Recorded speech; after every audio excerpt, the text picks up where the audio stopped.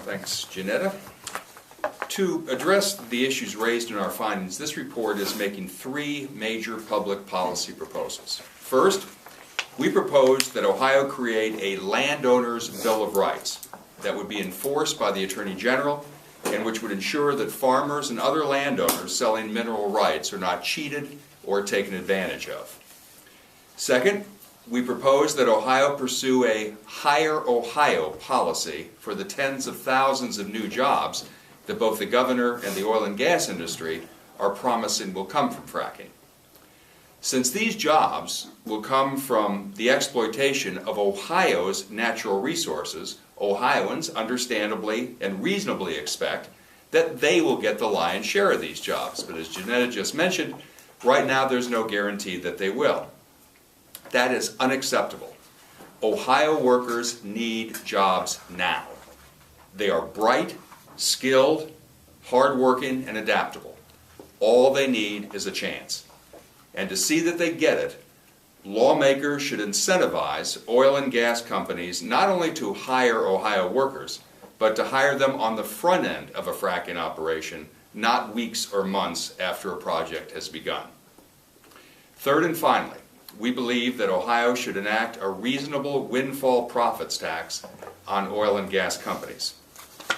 As Jenetta mentioned, right now, Ohio has the second lowest such tax in the nation. And we don't impose any tax at all on the extraction of natural gas liquids, which are both valuable and currently generating great interest among oil and gas companies. So, what's a reasonable tax? We believe Ohio's severance tax rate should match those of Texas, a state which can hardly be described as hostile or inhospitable to the oil and gas industry. In fact, Texas Governor Rick Perry is widely admired in conservative political circles, especially for his views on taxation. The Texas tax rates are 7.5% for natural gas and 4.6% on oil and natural gas liquids. Raising Ohio's rate to match those of Texas would raise nearly $2.5 billion from the extraction of natural gas over the next 10 years, and could raise somewhere between $6 and $25 billion from the oil believed to be trapped in Ohio's shale formations. Now that would be, as the late Senate Republican Senator Everett Dirksen used to say, some real money. And what would we do with it? Well, a small portion of it could be used to cover the increased regulatory and infrastructure costs like road damages and that come from heavy trucks and equipment that is going to come from a full-blown shale boom. But a lot would be left over. And IO believes that the lion's share of it should be used to reimburse Ohio school districts and local governments for some of the money they lost due to state budget cuts. Right now, schools, local governments, and Ohio taxpayers are in a terrible bind. Due to the budget cuts, they don't have enough money to pay for needed services.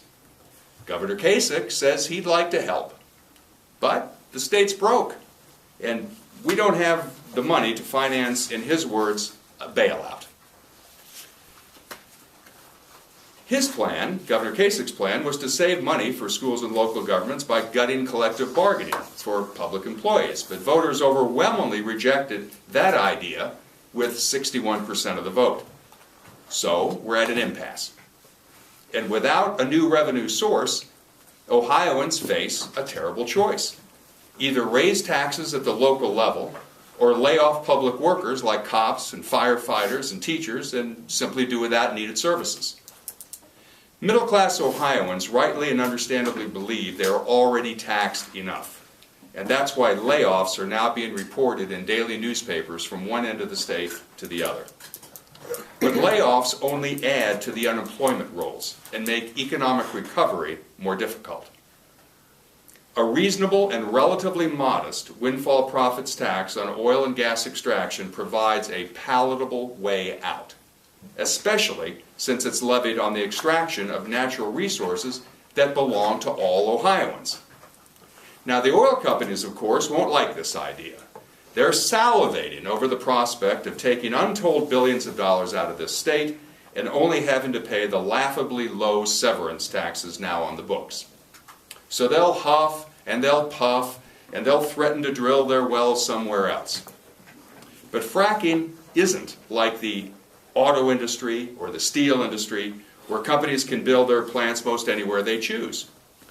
If you want to drill in shale, you've got to go where the shale is. And the shale is in Ohio. And how likely is it that big oil would leave billions of dollars in revenue and profits on the table because they're being asked to pay the same tax rates they pay in Texas? So let me close now by summing up the thrust of our report. Assuming the health, safety, and environmental concerns can be resolved, fracking goes forward. Innovation Ohio is genuinely excited about the enormous economic benefits that Ohio could realize. At the same time, we firmly believe that those benefits must be shared fairly with all Ohioans, not simply transferred out of state. After all, Ohio's oil and natural gas resources are resources that belong to us, not the oil companies.